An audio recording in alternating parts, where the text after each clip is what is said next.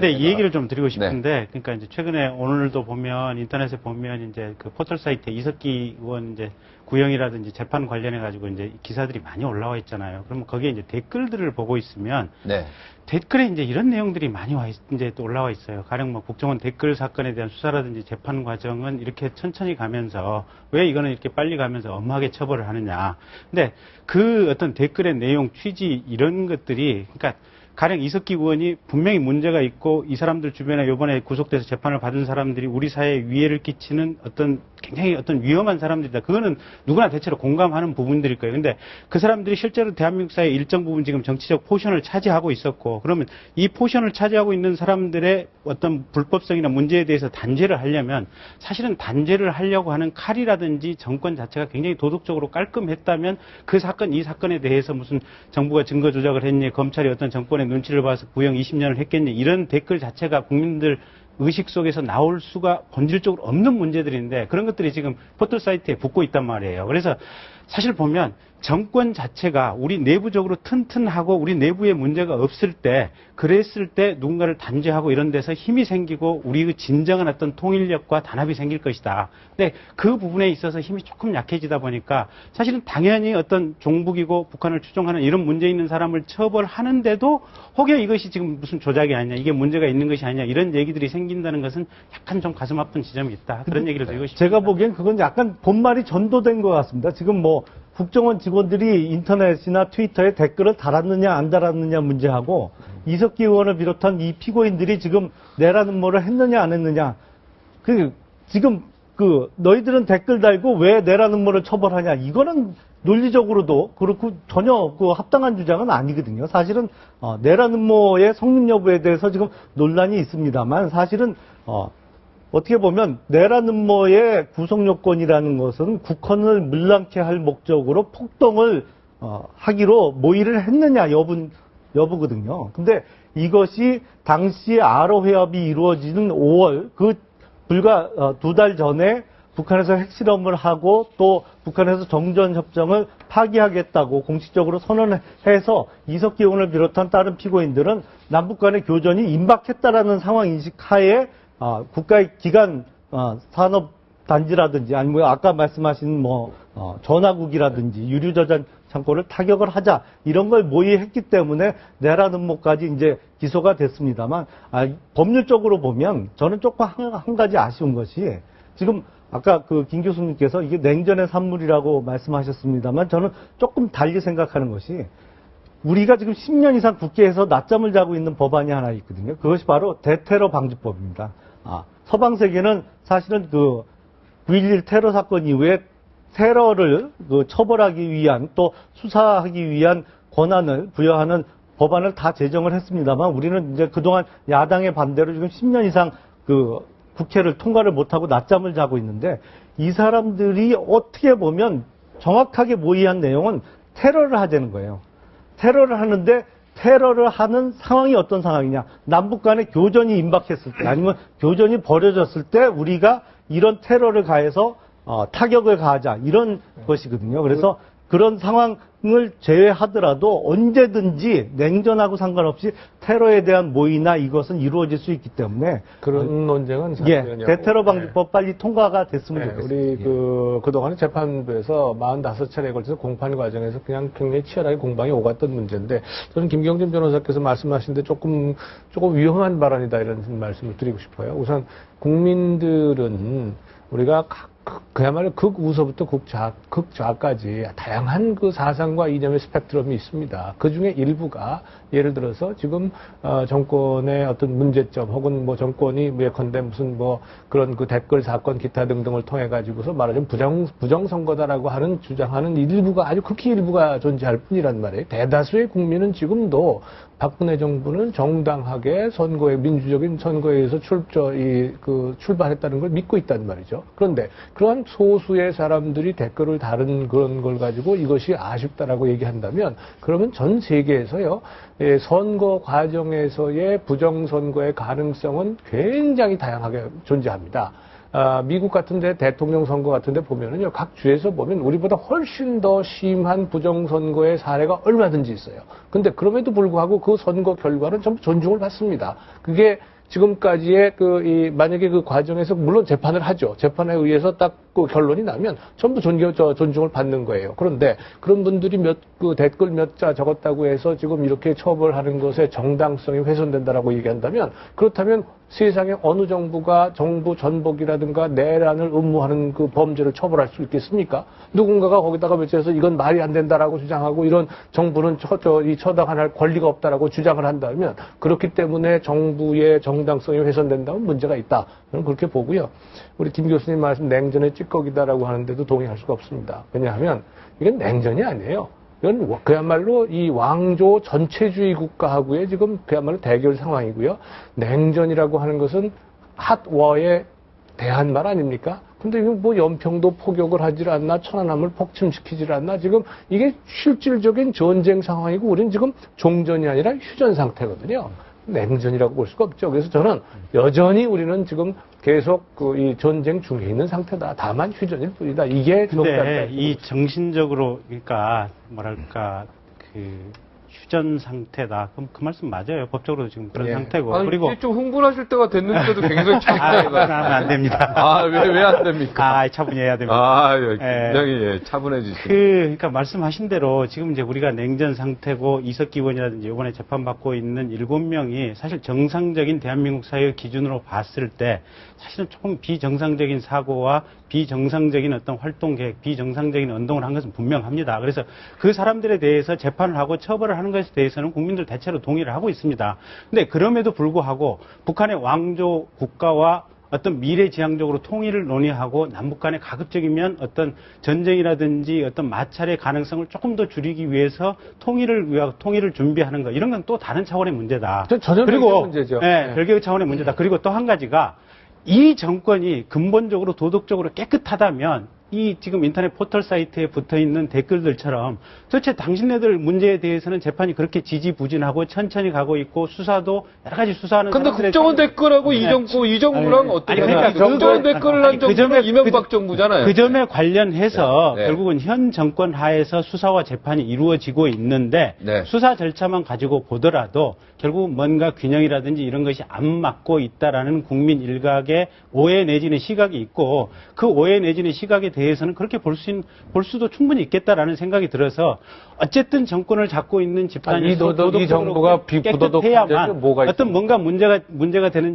지점을 처벌하고 우리 사회를 어떤 힘있게 만드는 데 있어서 훨씬 더 정당성을 가지고 이 정부의 부도덕함. 내가 김 변호사 말씀 네. 좀 부연하자면 이런 거예요.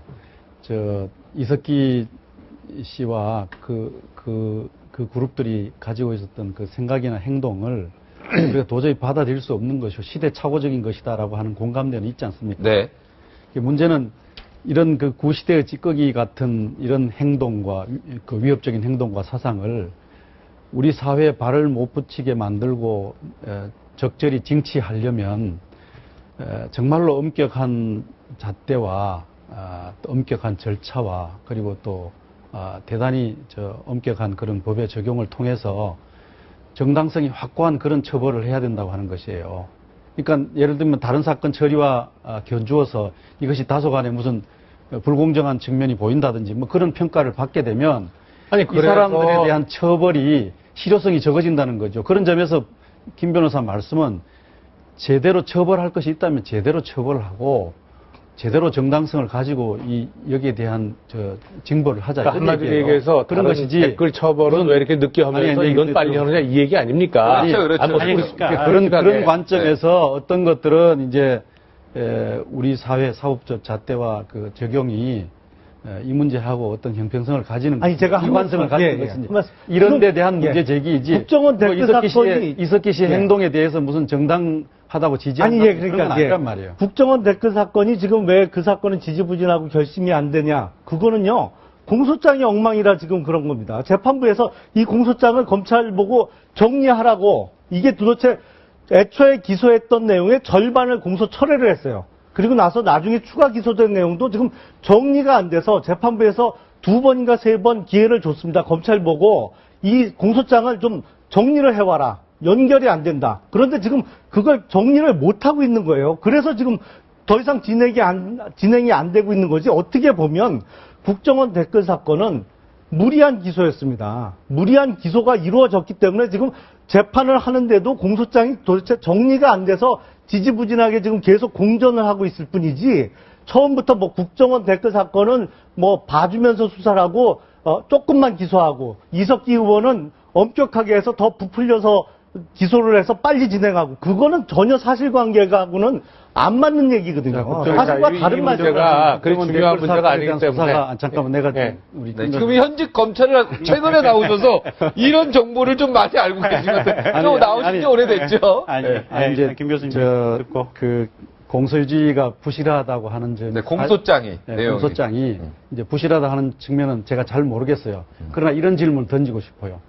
자, 그 국정원 댓글 수사에 대해서 아주 적극적 의지를 가지고 있었던 검찰총장이 찍어내기를 통해서 자리에서 물러나게 했다고 하는 의혹이 우리 사회에 존재하고 있습니다. 그건 알고 계시죠? 거기에 대해서 어떻게 대답을 할 것이며, 현재 그 수사를 아주 의혹을 가지고 강력하게 추진하던 수사팀들이 다 해체가 돼서 지방으로 좌천되고 지금 마지막 남은 한 사람이 있다고 하는 그런 소식이 국민들에게 어떤 느낌을 가져다 주는 것인지, 이런 대목들이 국정원 댓글 수사에 대해서 국민들이 많은 의문을 갖는 대목이에요. 아니, 그러니까 공소장 내부, 공소장이 부실하다, 부실하지 않지 않는다 평가와 별개로 해서 검찰총장의 문제, 또 윤석열 그 팀장의 문제, 또 현재 수사팀 해체 문제, 이런 것들에 대한 설명이 필요하다는 것이죠. 예. 일리가 설명하면 일리가 있어요. 일리가 있어요. 하나들은 국정원 댓글 수사가 최동욱 공정했다. 검찰총장을 자꾸 정권에서 찍어내기를 했다고 아니, 말씀하시는데, 최동욱 총장의 혼외 아들을 정권에서 찍어서 만들었습니까?